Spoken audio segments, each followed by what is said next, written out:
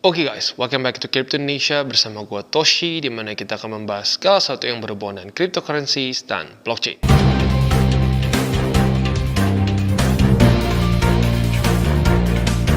Oke, jadi pada hari ini guys, kita akan ngobrolin mengenai satu token yang sedang cukup nge-hype dalam arguably 24 jam terakhir ya.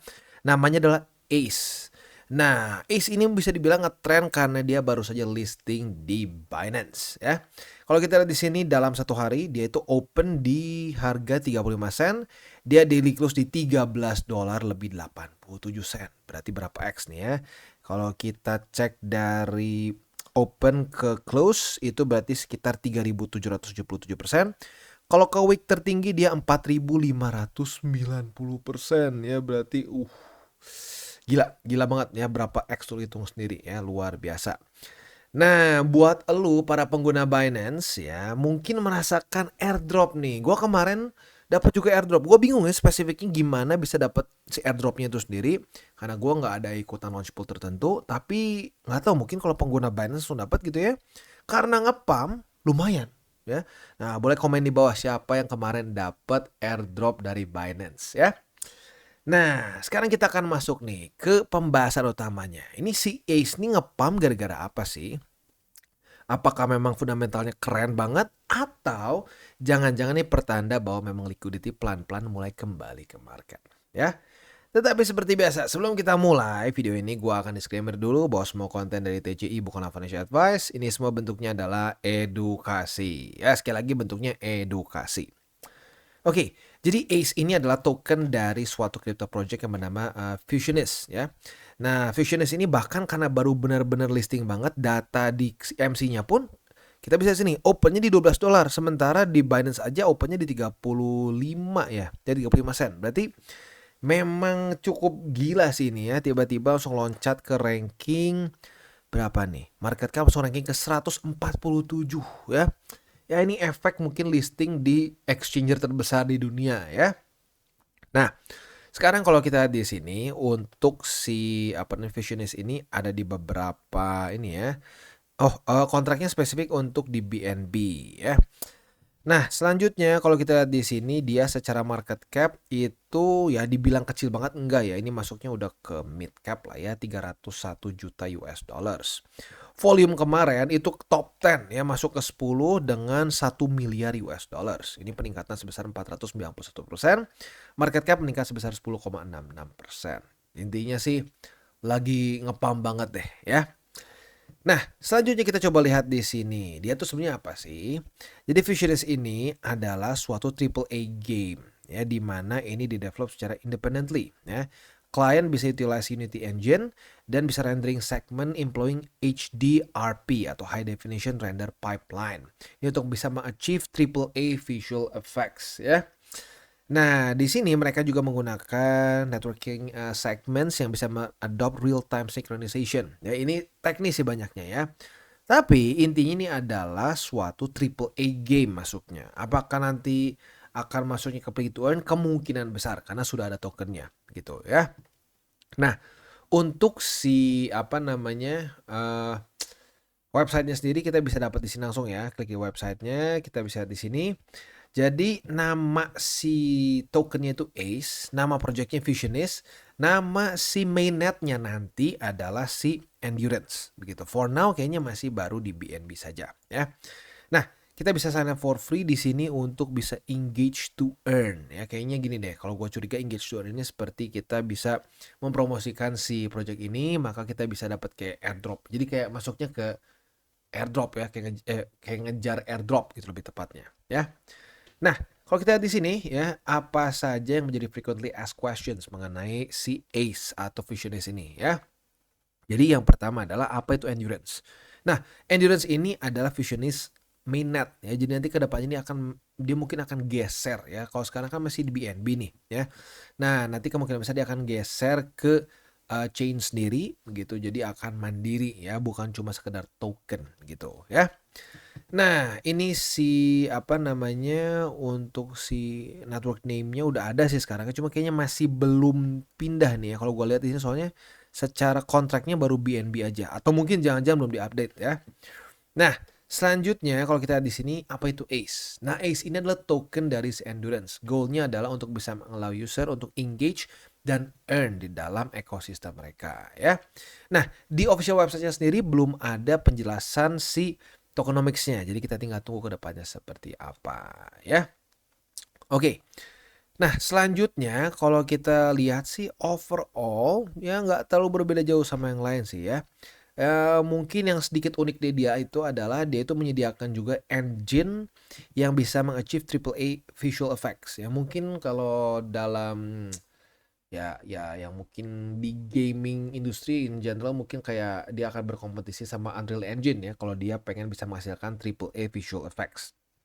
Yang tentunya sekarang banyak dipakai oleh game developer yang masih indie ya, dan jujurnya dengan adanya triple A engine seperti Unreal Engine dan mungkin sekarang si Fusionist ini bisa membuat banyak bukan gamer lebih tepatnya, game-game developer ya, yang indie itu bisa mulai membuat game-game yang secara graphics itu menarik begitu. Karena jujur, mau tidak mau, yang bisa menjadi daya tarik utama dari orang main game adalah visualnya gitu. Walaupun ini gameplaynya bagus, apanya bagus ya. Tetapi kalau si visualnya itu nggak triple A, orang-orang suka males mainnya gitu ya. Tetapi overall selain dari itu sih bisa dibilang fundamentalnya masih belum terlalu belum terlalu complicated juga.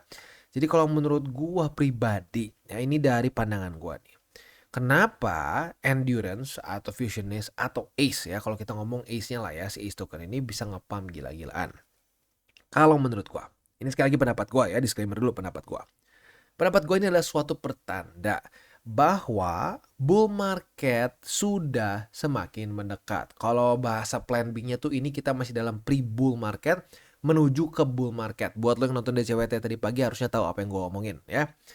Nah, ini adalah pertanda bahwa apa? Kita pergeseran dari tahun risk off ya, dimana orang-orang cenderung udahlah gua taruh aja di bank, gua taruh aja di produk-produk misalkan obligasi negara yang super safe ya, which is sekarang masih tinggi ya bunga tuh, kalau nggak salah SBN terakhir tuh sampai 6,5% setahun ya, that's really high. Kalau untuk tentunya ya itu kan very safe itu secara resiko tuh sangat rendah lah gitu.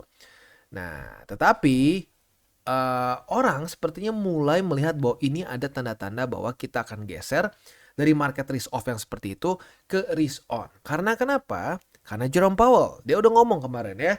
Buat lo yang belum nonton itu kayaknya berapa hari lalu ya gue bahas bahwa Jerome Powell menyatakan bahwa kemungkinan besar US akan mulai cutting rates bahkan sebelum inflasi sampai 2%. Sekarang kan masih 2, something tuh ya. Nah, Jerome Powell menyatakan bahwa kemungkinan besar kita harus cut rates duluan sebelum kena 2%. Alasannya kenapa? Ya karena ekonomi Amerika memburuk begitu. Nah, kalau sudah seperti itu artinya apa ya? Ini bahasa simpelnya ya, kadang-kadang orang masih suka bingung, "Bang, maksudnya cut rates itu apa sih?" Itu pemotongan suku bunga bank. Simpelnya lagi apa? Intinya Amerika kemungkinan besar akan mulai money printing, menambahkan supply M2 atau supply dolar in general lah ya. Itu akan menyebabkan apa? Itu akan menyebabkan orang-orang yang tadinya nyaman-nyaman aja naro fiat mereka ya, bentuknya bisa rupiah, bisa dolar, bisa apa di dalam bank, mereka mulai gelisah nih. Waduh, ya benar sih dapat bunganya misalkan tinggi 6% atau 6,5%. Tapi kalau supply dari fiatnya itu bertambah dengan tinggi, apa yang terjadi? Ya balik lagi ke hukum supply demand yang kita belajar dari SMP. Jangan-jangan SD sekarang udah mulai diajarin ya. Zaman gua masih baru diajarinnya SMP. Supply demand ya. Apabila demand dari satu barang itu stays the same, supply meningkat, apa yang terjadi? Harga turun, daya beli turun. Maka dari itu orang-orang akan gatel untuk menggeserkan posisi mereka yang risk off, yang mereka taruh awalnya di bank, mereka taruh di obligasi dan lain-lain, mereka akan cairkan dan geser ke risk on. Nah, risk on yang paling hot sekarang apa? Ya jujur aja yang paling hot sekarang adalah kripto. Karena apa? Bitcoin akan sebentar lagi mendapatkan approval ETF spot. Ini udah bukan berspekulasi lah menurut gua ya, udah sampai tahap bahwa ini tinggal nunggu waktu aja. Selain dari itu, secara fundamental Bitcoin akan halving. Halving seperti kita tahu, hence the name halving, dia akan memotong setengah hasil mining rewards.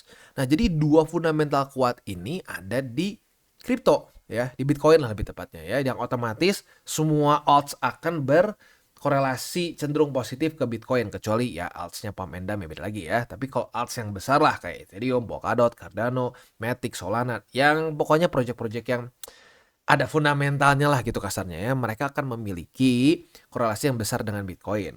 Jadi apabila ada banyak dana masuk ke Bitcoin, seperti biasa alurnya akan dari Bitcoin, pelan-pelan ke Ethereum, pelan-pelan ke alts.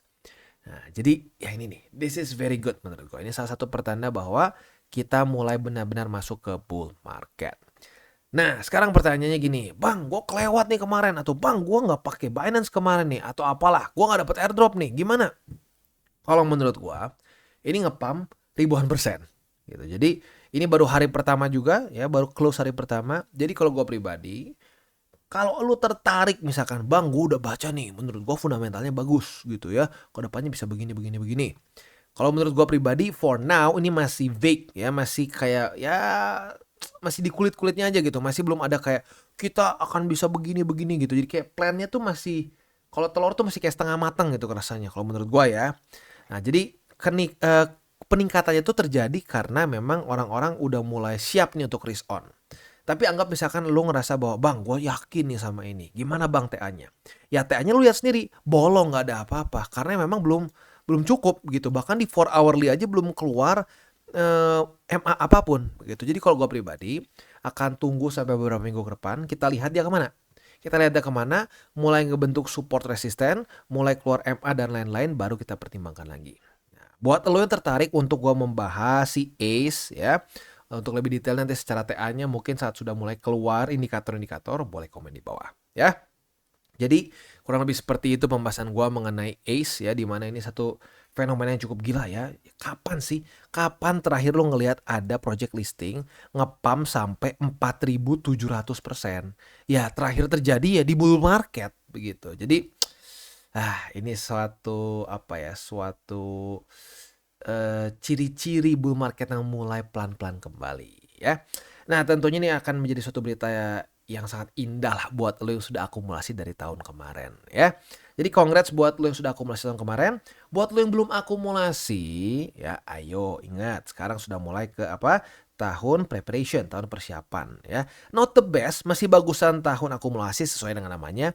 Tapi lumayan ya. Yang udah mulai sedikit deg-degan tuh kalau sampai udah mulai masuk ke November 2024 sampai ke November tahun depannya 2025. Nah, di situ tuh udah mulai dalam kondisi yang bisa dibilang nggak terlalu bagus untuk kita akumulasi gila-gilaan gitu ya.